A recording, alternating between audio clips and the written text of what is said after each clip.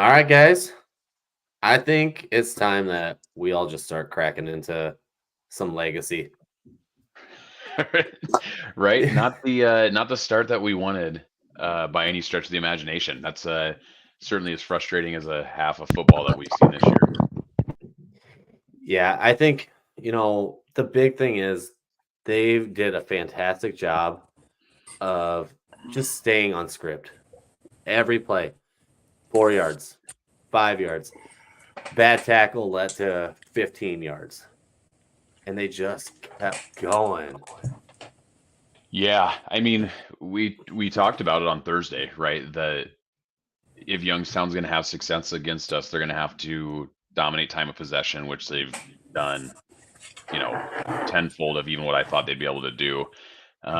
And we said we have to contain the quarterback, not let him make plays, and he's extending plays that should be bottled up. So, I mean, kudos to Youngstown. I mean, Yeah. they're following the formula of what they need to do to beat us, and that's why they're up 17-14 at halftime here. Yeah. Which I have some questions. Obviously, when you start turning to the refing job, you're getting your butt kicked. But running into the kicker is a 5-yard penalty. And on 4th and 6 should not automatically give you a first down. Yeah, I was a that little what it was? scratching. I missed that. Was it 4th and 6? According to what was on the TV, and I was going to say that too. I'm going to preface by saying this TV production has been awful. Oh, terrible. I actually miss Midco, surprisingly. Oh, miss Midco every away game for sure. So, yeah. But I think the other thing too is, I mean, that's a worst case scenario start when you're playing on the road anywhere, right? I mean, they kind of had their way with us on that first drive, which was super concerning from the defensive standpoint. I mean, they're having success running the ball too, right? Again, another thing that we talked about, like, if they're going to have success, they got to be able to run the ball and extend plays with their quarterback. They're doing that. Our first drive, I have to look at the play-by-play. I think our first drive was just a 6-play drive, then a punt. But then the next two drives I thought were outstanding. Outside of, I will say I'm a little concerned when outside of the touchdown run by Pierre Jr., we have not had any success running the ball, which would be very unusual for this defense as YSU. So I hope we don't get away from the run game. But again, Bauman, I think, is playing outstanding on the limited plays we've run. I think we've only run 20 plays so far this game. So it's hard to gauge that too. Yeah, when you can go back and count on one hand, how many drives he had in the first half, it's tough. Mm-hmm. Yeah. It's been ugly, so part of this, I think, guys, is jet lag and a weird start time. Yeah. Like, and I wrote this down. It's October. It's at Youngstown. It's a night game. It's just all sorts of wacky right now. And it showed when we, started the game 14-0. And like, what did we practice all week? Because obviously it didn't practice shutting down the RPO. We knew that was their offense, and they come out and punch us in the mouth, scored 2 quick touchdowns. Or not quick, but methodically drove down the field. There's nothing quick about their offense. Right. I say quick because we gave it back to them so freaking fast on our first possession. Did absolutely nothing. Gave it back to them, and they go down, score again. It's 14-0. But it was all sorts of ugly. I like how we responded, though. After getting punched in the mouth, we did bounce back, which I was getting pretty nervous about. But nice to see us respond. So that's kind of where we're at. Yeah, and I mean, take a look at Aiden's cooking right now because they have had, at one point, they had 9 people in the box. Yeah, that's why we're 10 rushing attempts for 21 yards. One thing you got to remember too, into those stats, one of them, a sack is considered a rush attempt. Yeah. So 9 yards off that. So really, we're at 30 yards rushing. Still not anywhere close to our 300-yard average, it feels like. Right. So Yeah. Well, I mean, I should say too, that was another thing we talked about. If you're if you're Youngstown, you have to sell out and stop the run, because if we get the run game going, it'll be over quickly, and they're doing that. Right. So luckily, like you said, Bauman's answering the bell, right? I mean, he's throwing it all over, playing great so far. But Mhm. yeah, I'll be honest, I'm not concerned about the offense right now. I think if we have to go pass heavy, so be it. Bauman's been answering the call on that. Yep. The fumble at the end was unfortunate, blind side. I'm actually shocked that we were passing the ball in that situation. That seemed like maybe a scenario where we were going to get conservative, take it into halftime, and knowing that we get the ball at halftime. But uh, blindside strip sack, like those Yep. those happen. There's not a lot you can do for it, but luckily held them to 3. I was a little worried they were going to get 7 on that one with the short field. Well, and I mean, PJ brings up a great point on this. If Mhm. you're going quick, especially with the way they've been getting some pressure, it's great to have a running back in there for some pass protection.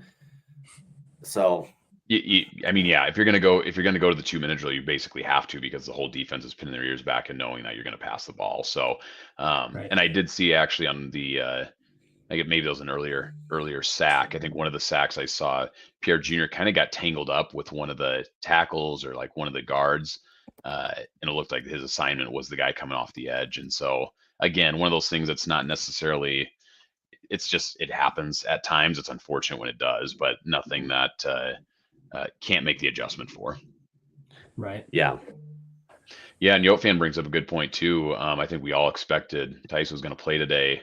Even John Thayer in the pregame mentioned that he was going to be available on a limited role, and then it seems like kind of last minute we must have decided to not have Tice go in. But I don't know if Tice would.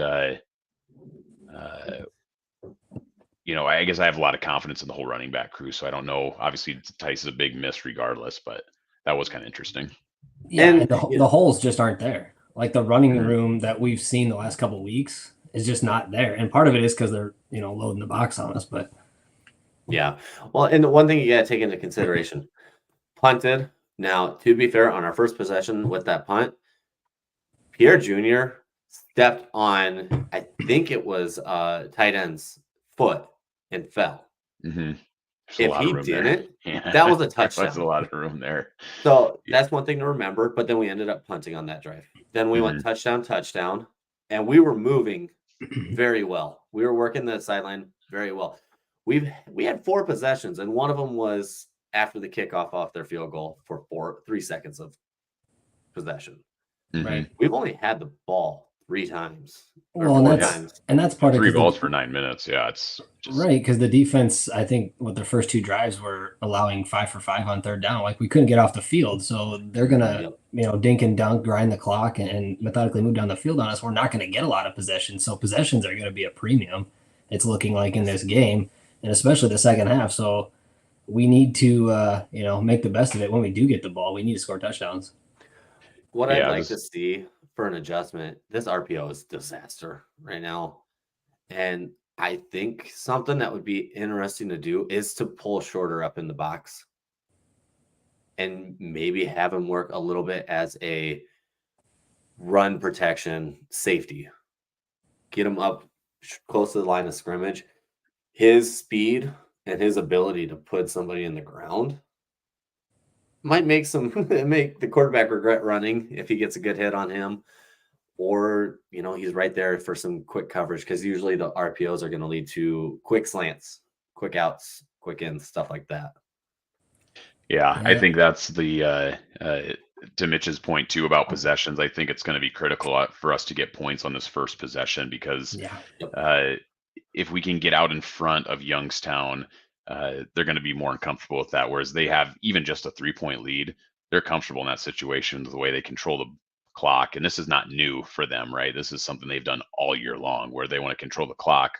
Although sometimes they control the clock and the scores are ugly, right? Like last week, I think they controlled it, but it's a completely different scenario than what we're seeing here. So I think it's important we find some points on that first drive, for sure. No, they're for sure on that. Well, and the other thing we talked about at the pregame show, putting a spy on the QB. Have we even seen that?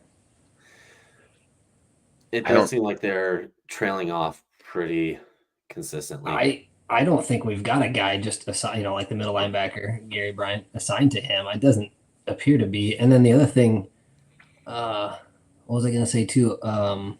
Gosh, I lost my thought. I can't remember. It was on the RPO. Oh, I know what it was. We're starting to get on their last, compared to the first two drives and the last two drives that they just had at the end of the half. We're getting a lot more pressure up front with our front four, which we weren't getting in those first couple of possessions where they scored touchdowns. We're starting to actually get pressure back there, and they're keeping contained. You're not seeing our DNs crash down. They're more coming, like we talked about on the show, the pregame show too, with the umbrella. Bowling around, Yeah, you're seeing them kind of bottle it up more, and then when they run that RPO and they go to the edges, we're really doing a good job stringing it out and not allowing really more than 1 or 2 yards on those rushes that are going to the sidelines. Yeah, exactly. Yeah, I mean, and I think honestly, based off the way this game started, I think as crazy as it sounds, being down 3 at halftime, I think you got to feel fortunate to be in a position you're in. I think all of us were thinking down 14-0, like we didn't come ready to play, right? I mean, we've do not loop me in with you two. This could have do not loop me in with you two on that. This could have easily been 21-7 or 24-7 at half. Like, let's be honest with how we've played. And they've punted twice. We've only punted once.